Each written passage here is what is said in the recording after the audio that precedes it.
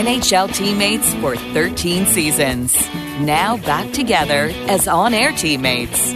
You are listening to the Kess and Juice Podcast. Hockey, life, and other stuff. Here are your hosts, Ryan Kessler and Kevin Bieksa. Welcome back, Kess and Juice Podcast. We're at episode 6 already and having a lot of fun. I'm Kevin Bieksa, your host, and joining me, as always, from Michigan. His name is Ryan Kessler. You probably heard of him. He's on the long-term IR for the Ducks right now. How's it going, Kess? It's good, buddy. How are you? Good. You're supposed to be skating pretty soon, aren't you, in the new year? Yeah, I'll be skating soon, but that brings me to why I'm not in such a great mood today. This company, I won't name them yet. I'm supposed to be getting hockey boards around my sports court so I can flood it, and they told me mid-December, and it's now mid-January, and they're ghosting me. So I'm going to throw them onto the bus next show if I don't hear from them. Didn't you one year go to Twitter about like an airline or somebody that kind of airline? Yeah, I think it was Southwest. Yeah, no, it was maybe Southwest. I don't know. Yeah, you could do some damage on Twitter because you have like 1 million followers or something like that, right? Yeah, something like that. All right. Well, let's the topics for this week. We're going to dive into the All Star Game, and it's coming up. January 24th is the skills, and then January 25th is the actual game, or games, we should say. And you played in a couple. I worked the one last year. I'm working the one again this year. So we'll share quickly our thoughts about that game because it's there's different opinions on it, right? Yeah, I agree. I've done a couple, and I really enjoyed them. I think it's good for the families, but it's draining. But we'll talk about that later. But let's talk about our new mics. We heard you. We heard you, Twitter. We heard you. We heard your reviews, and we got new mics. We're coachable. So like when we read about complaints and we hear about how our audio is unacceptable, we make stuff happen. So you sound great, Cass. I think I sound clear, don't I? Yeah, you sound amazing. Fuck, about time, eh? About fucking time. Let's call a spade a spade. This is not Cass or I area of expertise. So we're deferring to our experts. They did a good job of fixing this. Cass and I didn't do shit.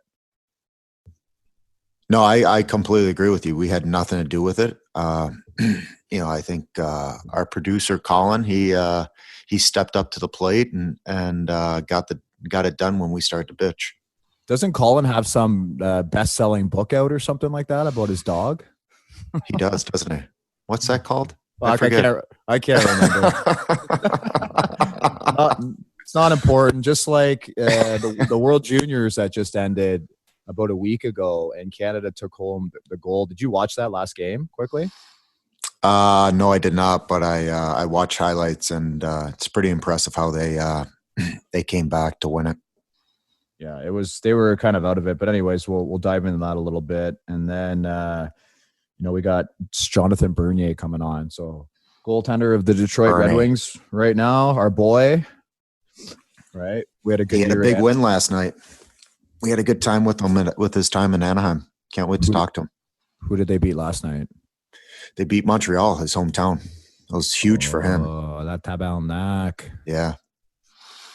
Good for him. And then we'll talk about some other things here and there and just basically just entertain you guys for the next 45 to 60 minutes. So because that's what we do. You're welcome. Entertainers on and off the ice. Okay, Cass, All-Star Game coming up in 2 weeks in beautiful St. Louis, Missouri.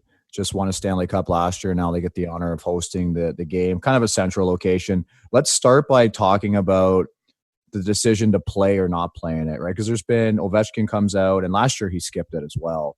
And then this year he said, his body's not ready. He knows his body. Our boy Dylan Larkin had some comments. What do you think? Because you went twice, right? Were you asked any times that you didn't go? No, definitely. Both times that I was asked, I went. One was in Carolina. I went with I think 4 or 5 teammates that year.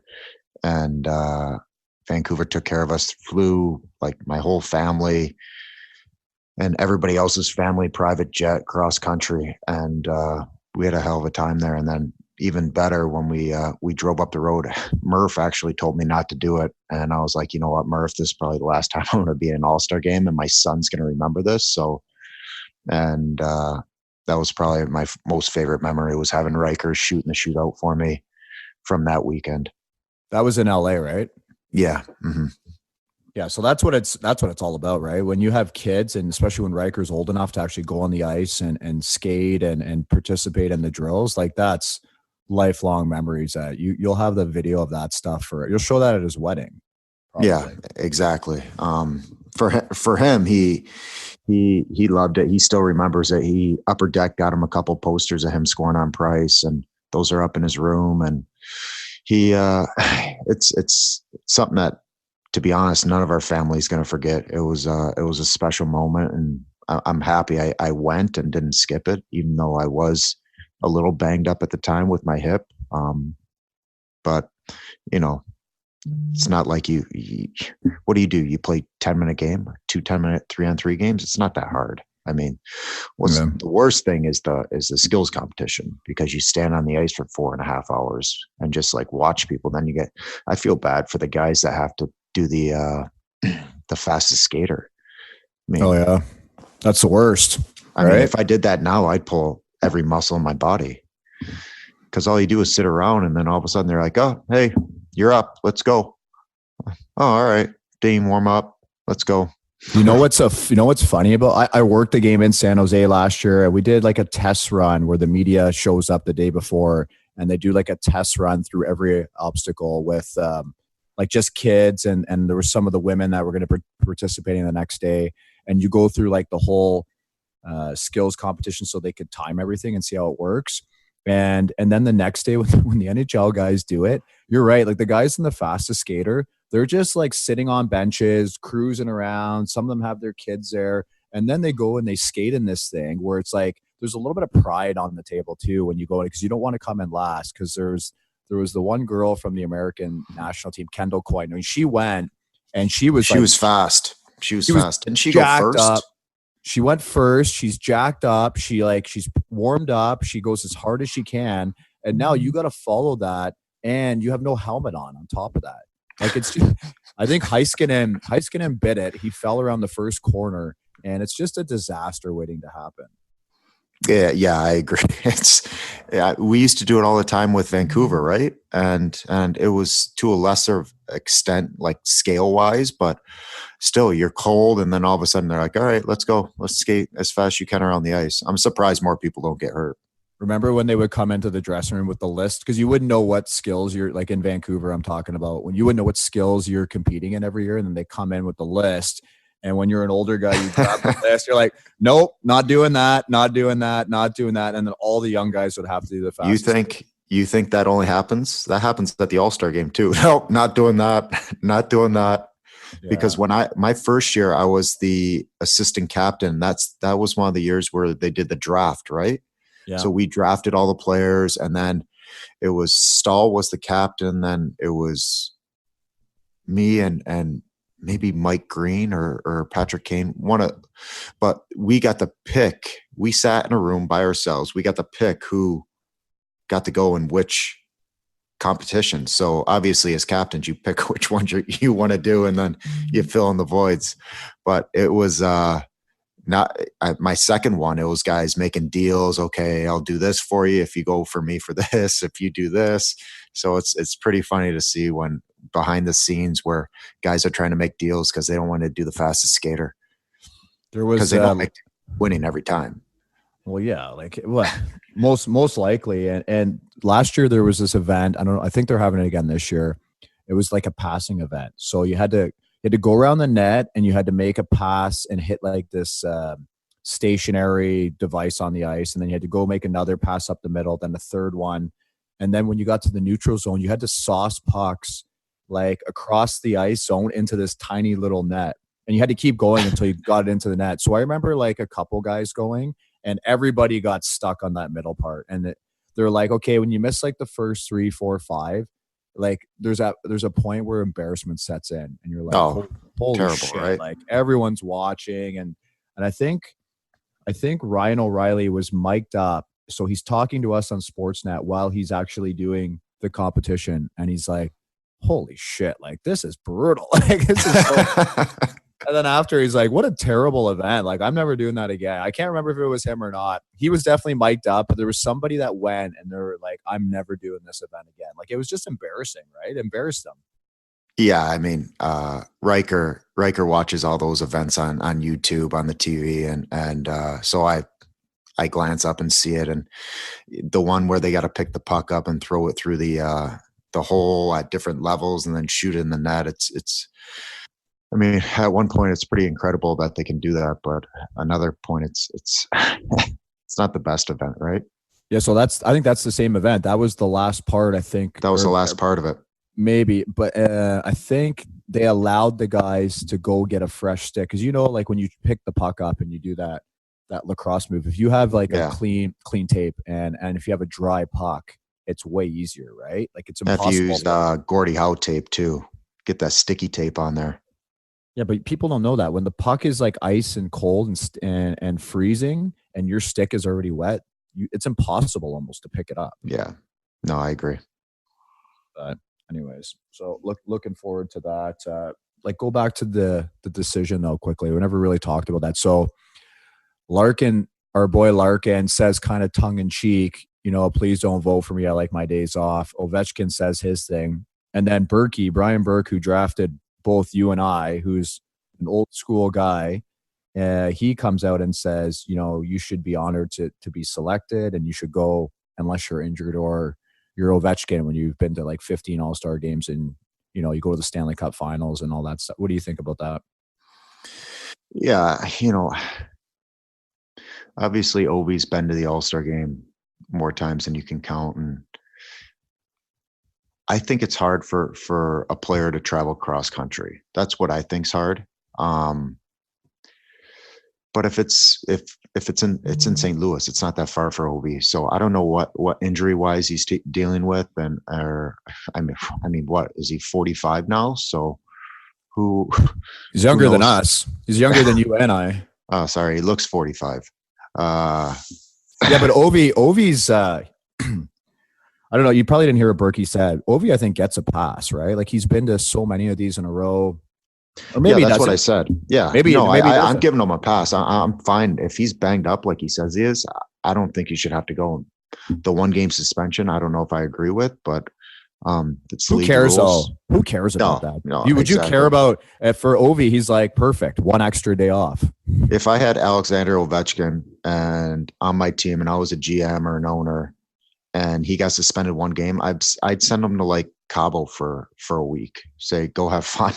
I'll see you back here on pregame skate whenever you can play again. Well, that's what the Spurs would do, right? When Popovich was the coach there and they had the dynasty, he would strategically give weeks off during the year to Tim Duncan, Ginobili, and Parker, right? They would go, so they had like a grueling 1 week road trip, give them the whole week off, and they would go on a little vacation just to relax with their wife or something, their kids. That's amazing. That's where the league's going, hopefully. Hey, do you remember back in like the 2011, 12, 13 kind of time when we had that big rivalry with Chicago? Every time they played us in the middle of the season, it seemed like they had a week off before that, and their whole team would go to Vegas. Quenneville would take them to Vegas for 4 or 5 days. Remember? Yeah. Yeah, it was either the game before or they would come back and play us after. And I know the game before, they'd all be so jacked up. They'd beat us like 9-2 every time. And they'd be like, we got to get this game over with. We're going to Vegas. And they'd honestly go for like 3-4 days. It was crazy. I remember talking to, I can't remember if it was Taves or somebody else on that team. And I said, like, so when you go there and then you practice every day? You practice twice a day? And they're like, no, like we don't skate for the first 2 to 3 days. And then we start practicing and then we go back. It's just like a team bonding, like go and gamble and drink and go to shows and just basically recover from the grind of the season. It breaks up the season, right? It was the same time every year, right? It was the same time. And they always made long runs in the playoffs. Yeah. They figured it out, eh? So the All Star Game in St. Louis is obviously not like a prime location to go, but we both seem to think, especially if you're a younger guy, the honor of getting chosen, you probably should go, right? Like I got to go. I don't want to go. Sportsnet's making me go. Yeah, if Larkin's hurt or if you're just a young guy that declines, I think you got to go. It's an honor, and you got to treat it like that. It's probably Larkin's 5th All-Star game already, but still, I mean, people want to go see Dylan Larkin. They don't want to come see me at the All-Star game, right? Well, yeah, you're right. Yeah. Well, seriously, if he doesn't go, though, who goes on Detroit? You know, somebody that's not as popular as him, right? Yeah. Bernier. Yeah, great Twitter guy, though. Great body on him. Great body. You know what? My son Cole went with me last year, and he's really looking forward to going again this year. He loves it. He sits in the stands with his one buddy, and he loves everything about it. I remember last year him telling me, "Dad, this was the coolest thing ever. Like this was the best weekend." And I'm working the whole weekend, so you know it's fun, but it's not as fun for me, right? And he's like, no. I love the skills. I loved the game setup. He really enjoyed it. Just from a kid fan's perspective, they love it. The kids. Oh, 100%. Imagine if you were a kid and you got to go down and see the All-Star game and the skills competition. I mean, that would be unreal for me. Like for me as a kid, I always watched the skills competition. I always thought it was the coolest thing ever. And it's unreal that your son gets to do that. My favorite was the old Wales against the Campbell Conference. Remember that one? It was Gretzky versus Lemieux. No, you're too old for me, bud. I don't remember that. Are you kidding me? You don't remember that when they had the I remember that. Jesus, I'm just giving you shit. Okay, well, what were the 4 divisions then? Campbell's, Wales. No, wrong. Those are conferences. I don't Atlantic? No, that's after. I don't know then. There was the Adams division. Adams, yeah. Boston, Montreal, Quebec, like those teams. The Norris had like Chicago, Toronto, St. Louis. Yeah, see, I don't remember this. The Patrick division had like the East Coast teams, the New Yorks and New Jersey, and then the Smythe division had like LA, Vancouver, and the West teams. Once again, don't remember. But that's my childhood. I used to write down in a book the standings. You're a lot older than me, so that explains. Let's move on. So World Junior Tournament is over now in Ostrava, Czech Republic. I believe, is that right? Yeah, that's where it was. Canada repeated with the win. It was a great game. But let's go back to like what happened with the U.S. team. They were a pre-tournament favorite. They had a lot of high draft picks cast. Did you watch the U.S. at all, and what happened with them? I watched a couple games. Yeah, they just lost in the quarters. I think when you don't make the medal rounds, it's kind of a slap to the face. But with how resilient USA Hockey is, I believe they're going to come back with a vengeance and win the tournament next year.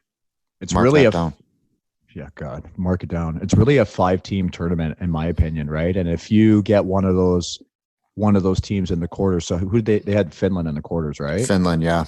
It's Finland, Sweden, US, Canada, Russia, right? So if you get a hard quarterfinal matchup, so that's why I think the preliminary rounds are so important. So you don't get one of those tough teams in the quarters. No. Yeah, and with the national team development program, I don't think it's going to hurt them too much. I mean, since we won in 2002, we've medaled in the under 18s every year, which that's kind of the big thing with the national team, right? You come in as a 16-year-old, you play and basically get your ass kicked, but now they're pretty good as a 17. Then, under 18s, you play and you win everything. And when I played, we won everything. And since then, I want to say they've medaled every time and they won the gold 10 times. So, and that's since 2002. So you can say they're dominating, right? They just got to bring it over to World Juniors, which is different. You could say that, but I would say that's a very glasses half full opinion. Well, like if we're talking, Yeah, but if you're talking about the U.S. national team, I think World Juniors has nothing to do with the U.S. national team development program. I'm saying, in Plymouth, I think what they're doing there is special, and I think, to be honest, that's the one thing Canada's lacking. Which I don't know how they do it, but I believe they need to start that in Canada. Absolutely, they should. That program's huge. Everyone that comes out of that seems to be successful, and I don't know a ton about what they do there and how they train. You were there, right? Yeah. They basically train. You start off, and I remember just learning how to lift weights and learning how to, you start with a broomstick on all these Olympic lifts, then you go on. And for me back then, that was a big thing, right? And then they have a boxing coach, a skating coach. You skate every day. You go to school together. You train together. You live together.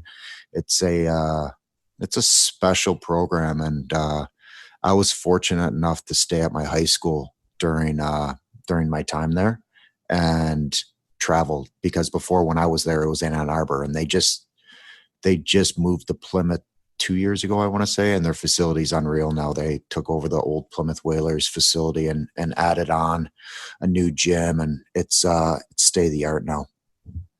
Yeah, that's cool. Canada doesn't have that per se, and they rely on the Canadian Hockey League, I guess, to grow their players. And a lot of these guys, when they go to the under 18 program, and I remember when I went to the under 16 program to those tryouts and everything, you're seeing these people for the first time. And then when you make the team, if you get the guys out west, you've never seen those guys before. You've never played with them. The guys in Quebec, same thing. So it's actually pretty impressive that Canada does so well, because they certainly could benefit from a program like that. But this year, their tournament, they're doing well, and then they get Russia in the preliminary rounds, and Russia just pumps them 6-0, like beats the wheels off of them. Didn't see the game, but like saw the highlights and the goals against, and goalie let in a couple, suspect, but it looked like they just got dominated by Russia. And then they get them in the gold medal game, which is awesome, right? Leading up. Yeah. Mm-hmm. Chance for revenge. So I watched that full game, and Russia's up 3-1. And they just look like they're so hard to penetrate. Like, they're so big. They look bigger to me than Canada did. I don't know if it was an optical illusion because of the black jerseys that Canada had on, but they look way bigger, way tougher. Like, their D were look like men. Canada couldn't get anything going, and then they kind of come back and get a couple goals. The one lucky goal off a forward in front's leg, and then their captain. So think about, from your perspective, you're an American, right? So you probably don't love like the Canadian national teams because you're used to playing against them. So the Canadian captain, I don't know if you remember, he keeps his helmet on for the national anthem when Russia thumps him 6-0. Yeah, I heard that. Right? And people are like, oh, he was focused. He was thinking about the game and debriefing. And first of all, he was pouting. Let's call it how it is. Like, you're telling me none of his teammates like, hey, bro, like, your helmet's on. Take it off. I didn't like that move. I think it's disrespectful, but, give him the benefit of the doubt and say maybe he didn't. But at the same time, I love the fact that Canada beat Russia, because I am not a big Russia fan. Good. That's interesting, because I wondered what your opinion would be on those two teams. So anyways, the captain Hayton, he scores the tying goal in the power play with most likely probably a separated AC joint from everything that I heard. And Mike Bernstein's the trainer who we had in Vancouver for 7 years. Mm-hmm. Awesome guy. And I've talked to him to congratulate him, but I didn't talk to him yet but from what they were saying with that Hayton, I'm pretty sure he had an AC joint separation. He played through it in the last game, which, you've had it, right? Yeah. Mm-hmm. You can play through it, but it's really, really painful. Yeah, it hurts. But the kid scores the tying goal in the power play, and then after he's just hoisting the cup, and I'm just thinking, oh my God, what are the Russians thinking? They want to murder him. That's what they're thinking. But Canada comes from behind, down 3-1 with like 10 minutes left. Don't look like they can really get a sniff. And then the guy who scores the game winner is that guy who, I don't know exactly where he slotted in on their team, but he was like a third or fourth line guy who was probably a superstar on his junior team, but he comes to the team, takes a lesser role just to help them win. He's like a third or fourth line guy in the team. And I remember earlier in the game, him just eating pucks on the PK. like blocking like shots from like 20 feet away. And like I'm a Ryan Johnson. Exactly. And so much that I noticed him. I think I'm watching the game with Katie and I'm like, look at that guy. That guy is just a stud out there, right? And he scores the game winner. That's amazing. Wasn't just meat and potatoes, guys. Didn't Peter Klima do that the one year? Yeah, he sat on the bench for like 4 overtimes, then came and scored in overtime to put him. That was Edmonton or LA? Which one?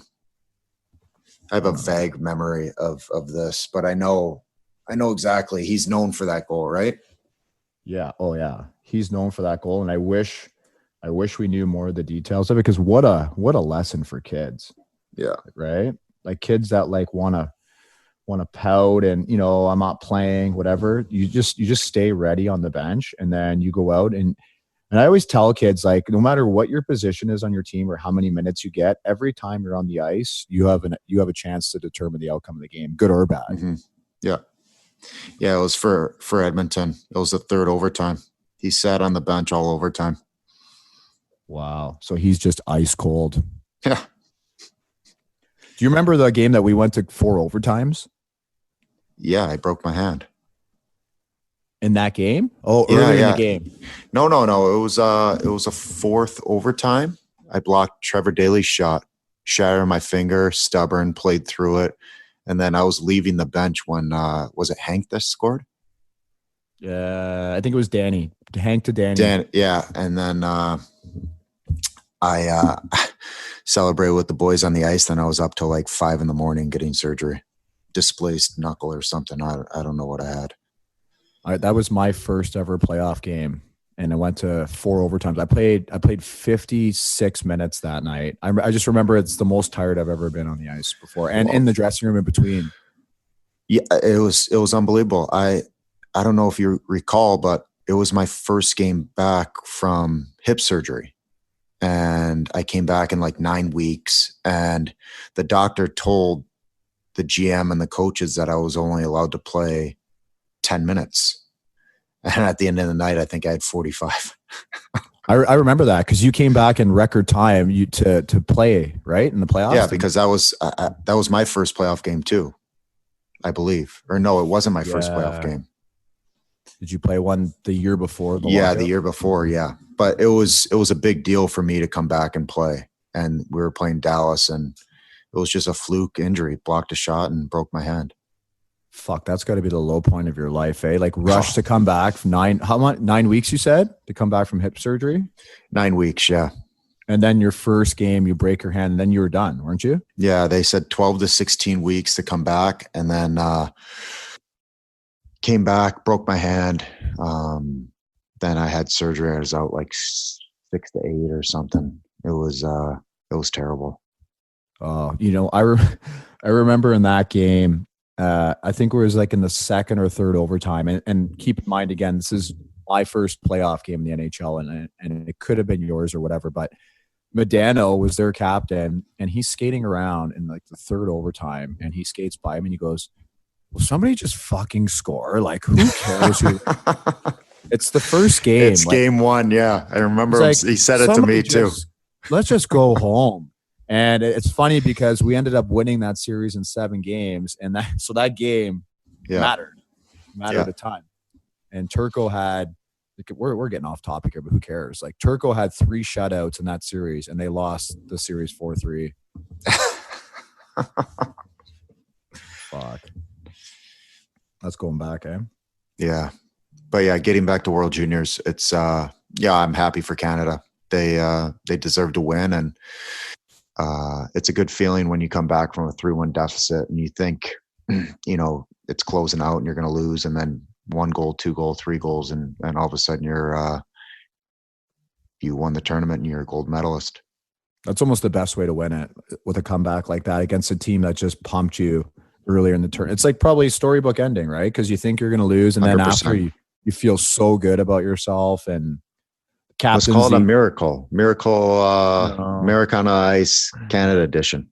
No, it's called Justice. Justice. Remember when I used to use that term? Well, I coined the term Justice for every time that I did something good would happen to me. I'm like, it's Justice.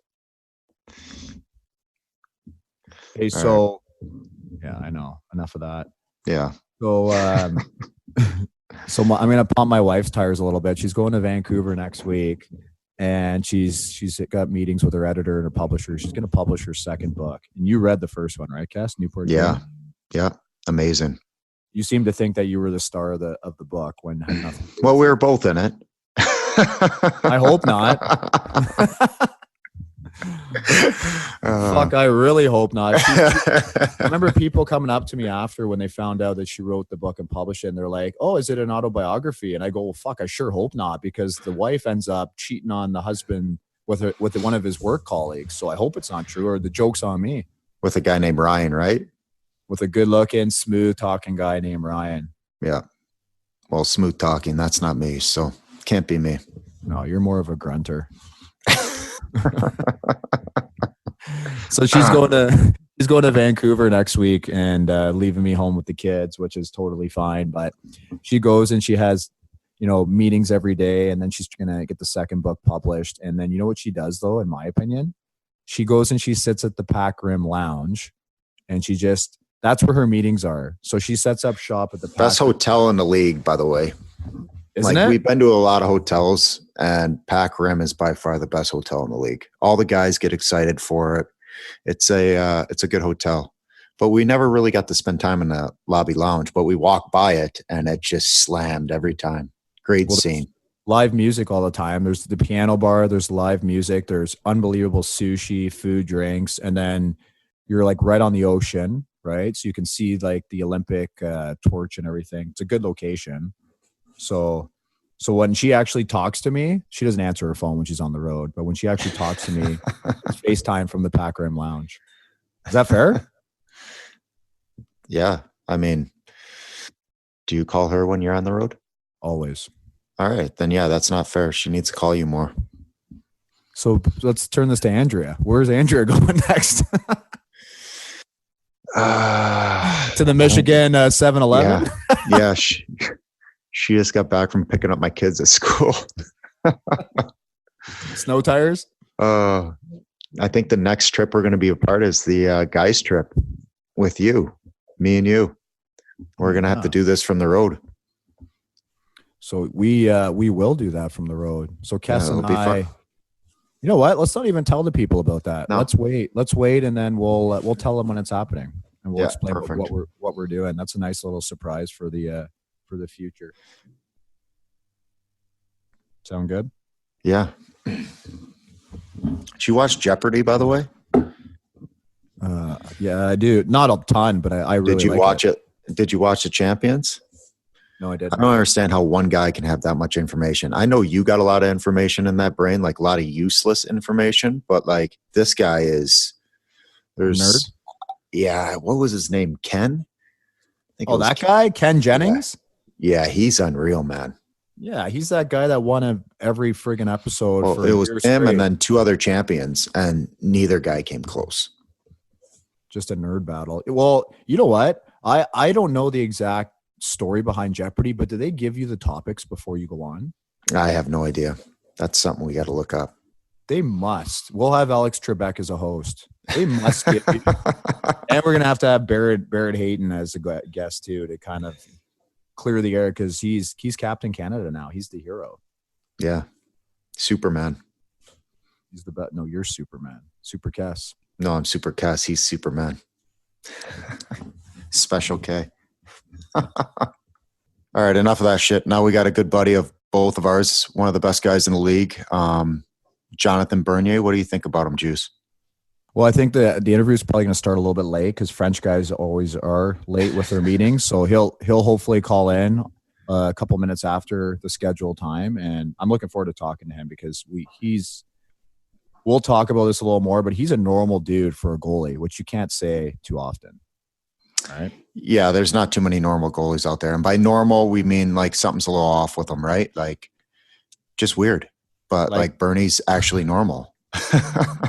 Like something's definitely wrong with a lot of them, right? Like a lot of them, there's like, you're like, you don't know what it is sometimes, where you're like, something's wrong with that guy at some point. Like something happened to him. Well, anyways, we can't figure that out with Bernie. Bernie seems like a normal dude, so like a fun guy to hang. Well, We're gonna dig in here. We're gonna try to find out what's wrong with him. You're listening to the Cass and Juice podcast. Our next guest, number 6 on Cass and Juice podcast, is a former first-round draft pick, 11th overall in 2006 to the LA Kings. He played for the LA Kings and won a Stanley Cup in 2012, followed by Toronto, Anaheim, where he played with Kessenai, Colorado, which nobody remembers, and now he's with the Detroit Red Wings. He has his helicopter pilot's license, which he'll hopefully explain what that means. And probably most importantly, he has the best body of any goalie I've ever seen. He's from that's true, right, Cass? Yeah. He's from Laval, Quebec, Jonathan Bernier. How's it going, Bernie? Good, you boys? Good body, yeah. Well, you know what? If you're one of the lucky 70,000 to follow your Instagram account, there's a lot of pictures on your paddle boards and at your nice cottage in the summer with your shirt off. Yeah, definitely. My wife seems to post a lot of picture with me with no shirt on. Well, it's your wife, huh? Yeah, okay. Yeah. I think it's on your account, isn't it? Repost. Okay. Probably one of the best looking couples that we've ever played with, Cass? Well, you know what? I've been with the show with Bernie a lot of times and a lot of the other goalies, and he is by far the best body of a goaltender I've ever seen. So good looking couple too. Good looking kids. You got a kid on the way, right? Yeah, he's 8 months now. So yeah. Oh, he's 8 months now. Yeah, it's crazy. Nice. Had him last April. So how's Tyler like being a big brother? He's good, actually. He's you never know when they have 5 years different, right? But he loves him. Like every morning, gets up, gives him a kiss. Like he's a really good brother. That's good, buddy. Let's dial this back a bit and let's go back to 2012 when you're with LA, right? And just kind of talk about a little hockey talk for all those people that want to know the X's and O's and the ins and outs of hockey. So you guys win the cup in 2012. And you've played on a bunch of different teams since then, right? So what are some of the things that you remember about that team? Because I remember what kind of team you guys were for probably 5, 6, 7 years. Cass and I played a ton against you guys. What are some of the things that you remember about that team and like why you guys were so good for so long? I mean, I think we were good, but I remember at that point we couldn't score, so we were obviously winning games 1-0, 2-1. We were by Christmas. I don't think we had a great record. We fired our coach, hired Sutter, and I think it kind of changed our dynamic. And we had to win our last game in San Jose to make the playoffs. So that was, obviously, once you're in the playoff, you just never know. But we knew we had a team to be good and successful in the playoff, and we did. We just knew how to play a full 60 minutes, good defense. We weren't given much, but we were hoping to have a good power play and good PK. And it was pretty impressive. Like I don't think we lost one game on the road that whole playoff. So we'd come back home and, win 1 or 2. And we had 2 swept, I think. So it was pretty special. Yeah, your style of play though, you guys, like it was a very like heavy. Like remember back then, there was more teams that played that way. Yeah. These days, and especially you're in the East now, so you see a different style of game in front of you. You guys were heavy though. Remember that? We were super heavy. I mean, it was still like you said, like that's like that's a long time ago. The games changed so much now.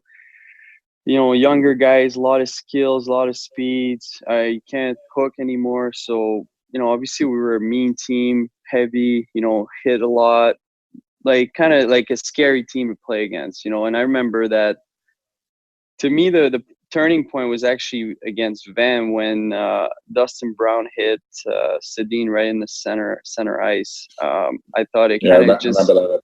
Yeah, you remember that?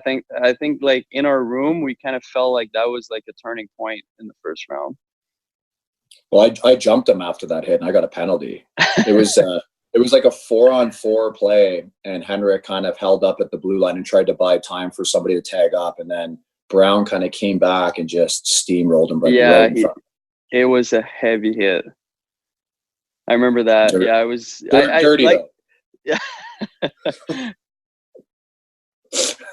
He was hard to hit. Obviously, he was one of the best players in the league. But I just think like being in the room and being in that with that team, I just felt like that was our turning point as a team. Like that hit just kind of turned our table around.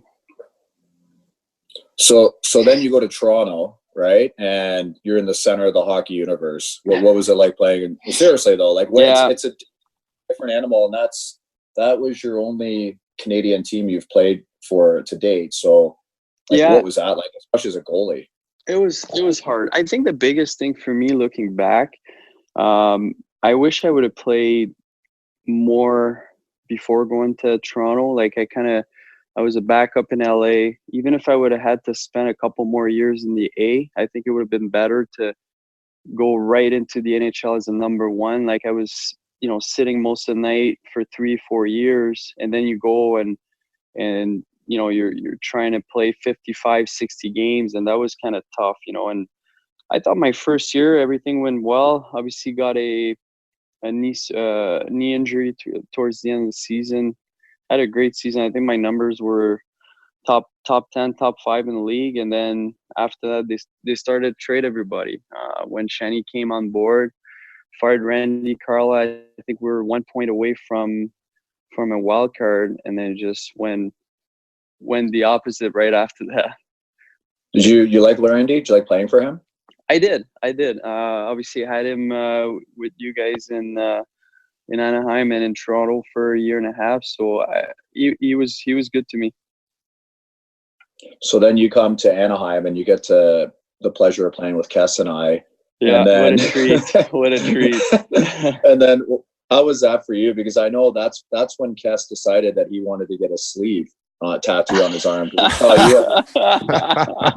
Saw him in the shower. Jealous. Yeah, jealous. No, it was, you know what? I think that team was as good as when I was in LA the year we won, to be honest.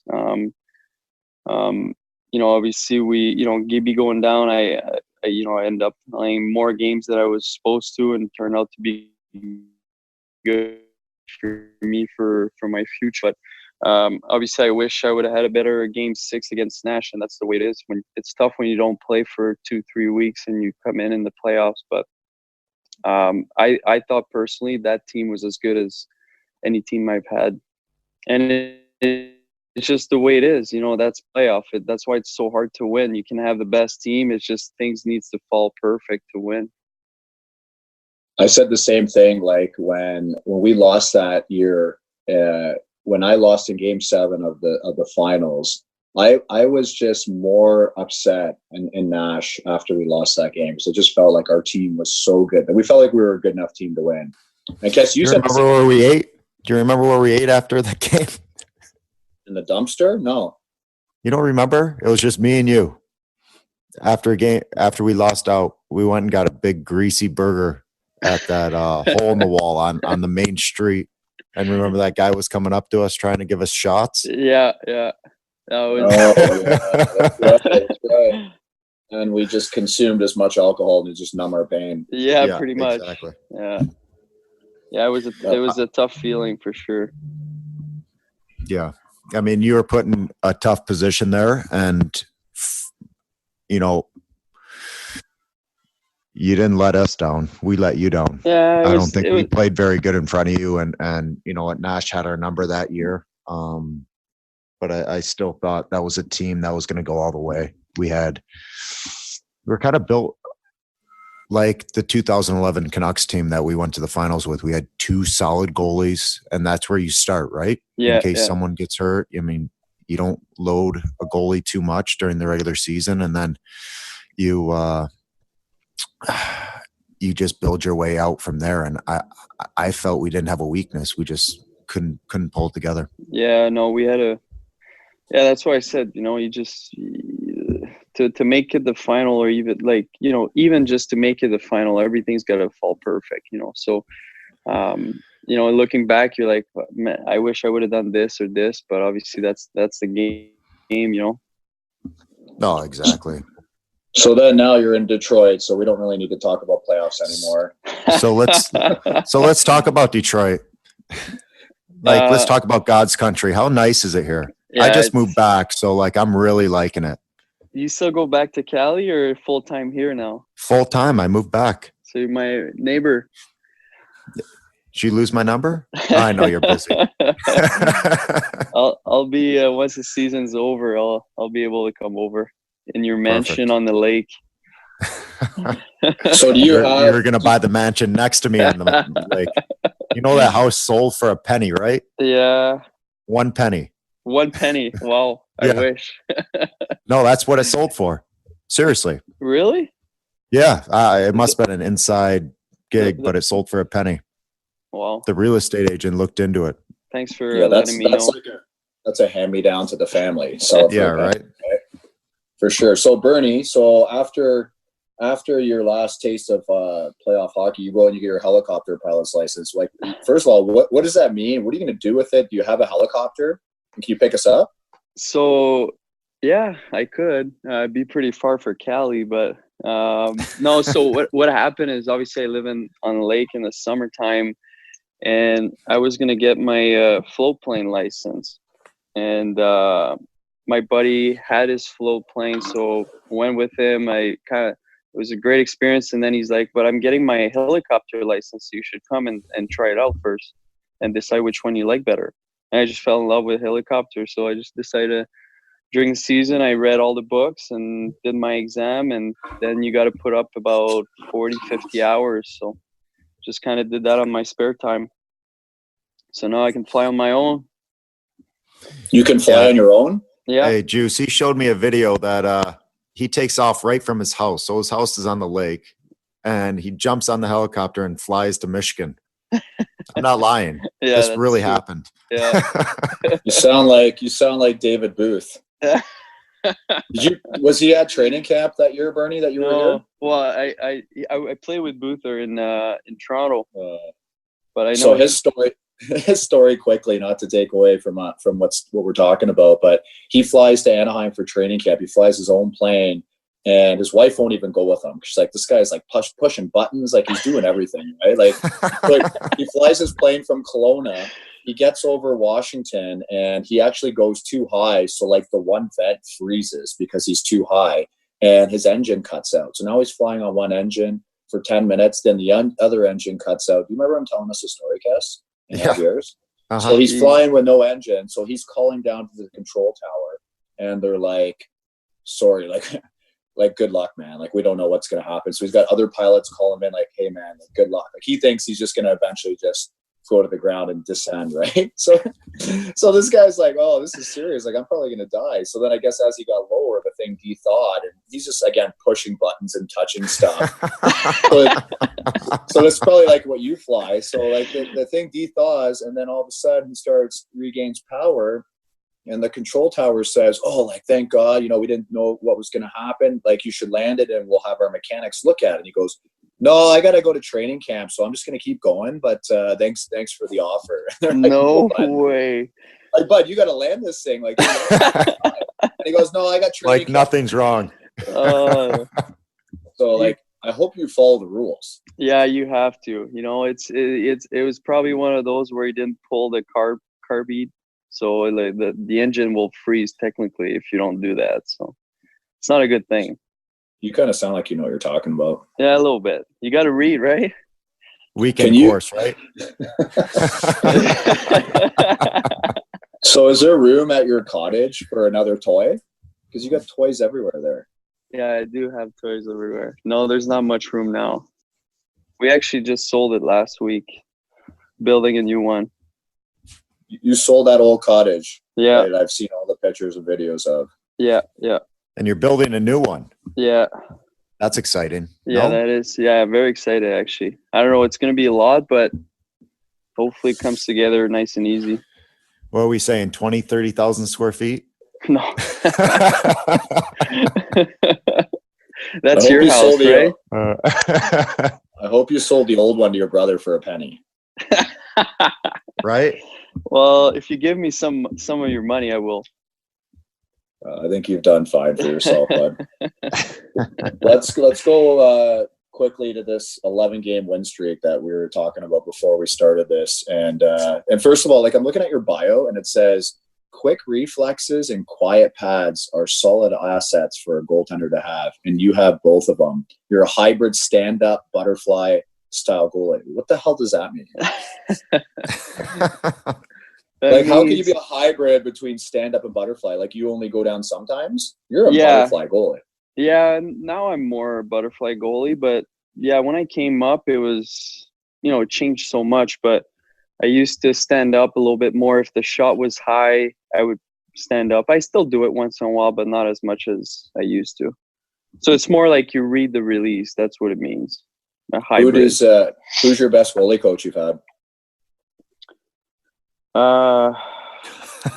Can't be French. Can't be French. I really like I have my goalie coach in the summer that I've been working with forever. He's with Montreal's farm team, but UC in Colorado was pretty good. He was very technical, and there's some stuff I couldn't really do. We call it reverse VH on the post, and all the older goalies, it's tough. When you have those young kids that's been doing it since they're 10 years old, they come up and they do it. You try to learn from them, but it's still hard. So we worked at it a lot, and I find like my post game is a lot better now. Is that when you have like you're hugging the post, you got the one knee down now? Yeah, exactly. Instead of, it used to be on the post, your leg was up. Now it's the opposite. So you can push off? Yeah. Listen to me, like knowing just a goaltender expert. You're goalie now? Hey, Bernie, I got to get you. I'm the head coach of Little Caesars now. 2010, I'm coaching Riker. Yeah, I got to get you coming out to work with our goalies. I have no idea what the hell I'm doing out there. You're probably saying, stop the puck. Push across. Stop the puck, eh? That's all you got to do. Stop the puck. That's what you used to tell me. Just go out there, stop the puck, Bernie. Yeah. Got an easy job. Just stop the puck, Bernie. So what's going on the rest of the year at Detroit? You guys got a tough team this year, like a little bit of a rebuild. Like, you guys got to string some wins together, or just gonna, like, you got to stop the puck more, no? Yeah, I'm trying to. You had a good game last night, bud. Not to pump your tires too much, but I watched it. No, personally, it's actually been, considering where we're at in the standing, but I'm almost 500. I think one game away 500. So we're just young, and sometimes it's not that we're playing bad. We're just actually giving up goals that we shouldn't. Like mistakes that we're creating that they're easy to be fixed, but we're still doing it every game. That's what happened when you have a young decor and a young team in front. But I know a right shot defenseman that's a free agent that's not retired yet that can come in and save the day if you want him to. You can't afford me. Guys can't afford to move me to Detroit. You can live in my guest house, Juice. Yeah. I'm gonna jump in my hot tub after we're done talking here, guys. 75 degrees outside. All right, Bernie. We got snow here, Juice. Yeah. Oh, that's beautiful. Well, bud, we appreciate you coming on, and Kess and I can speak for Kess. We love playing with you. You're one of the best goalies we've ever. I don't hang out with many goalies, but you and I and Kess, we hung out a lot. Yeah, we did. One of the most normal goalies I've known, like by far. Like, great guy. Love his laugh. Like, just unreal, like, solid guy. Can't say a bad word about him. No, I had a good time with you guys too, and it was actually nice to I thought our chemistry in Anaheim, everyone, the whole team was really good, and obviously got along with you guys. Yeah, we were a tight team. I think that's why we did so well. Yeah. But say hi to Martine and the boys, buddy. Good luck the rest of the season. Thanks, boys. Thanks for having me. Yeah, good luck, Bernie. Thanks for coming on. Yeah, ciao. Okay, guys, thanks again for joining us. We're having a lot of fun. We fixed the audio difficulties, and the sky's the limit now for these two, right, Kess? Oh, yeah. Sky is the limit. You just got to subscribe on kessandjuice.com.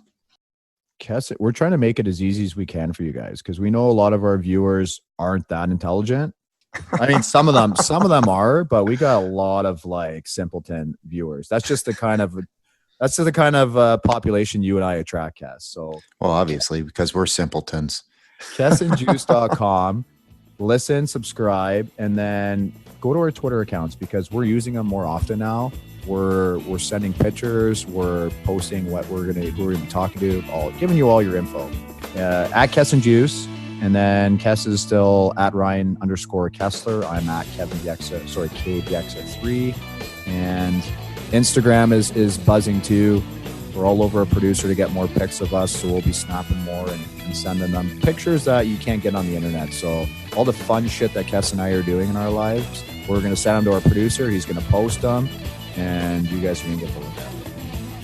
Sound good? Sound good. Okay, good week episode, and we'll see you guys next week.